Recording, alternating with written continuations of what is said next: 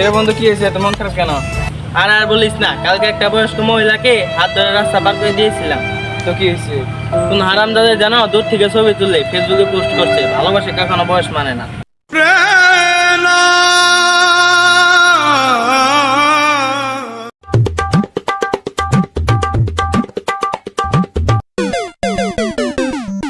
দোস্ত, জানিস ফেসবুকে একটা গার্লফ্রেন্ড খুঁজে পাইছি।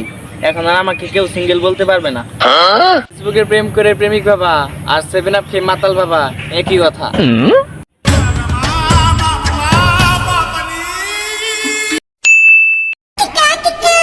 কে মামুন? হাসানের তো কোনো খবর নাই। হাসানের কি কোনো খবর তো আছে? আরে একটু আগে আমি হাসানকে কল দিয়েছিলাম, ওই বললো যে ওই নাকি দৌড়ের উপর আছে। তাহলে তো অনেক মজা করতেছে। আরে ওই তো দৌড়ের উপর আছে, তাহলে এটা মজা কি হলো? এটা তো আরো দুঃখের বিষয়। ওর গার্লফ্রেন্ডের নাম তো। জানোস দোস্ত, আমার বউ আমি অফিস থেকে না যাওয়া পর্যন্ত ভাত খায় না।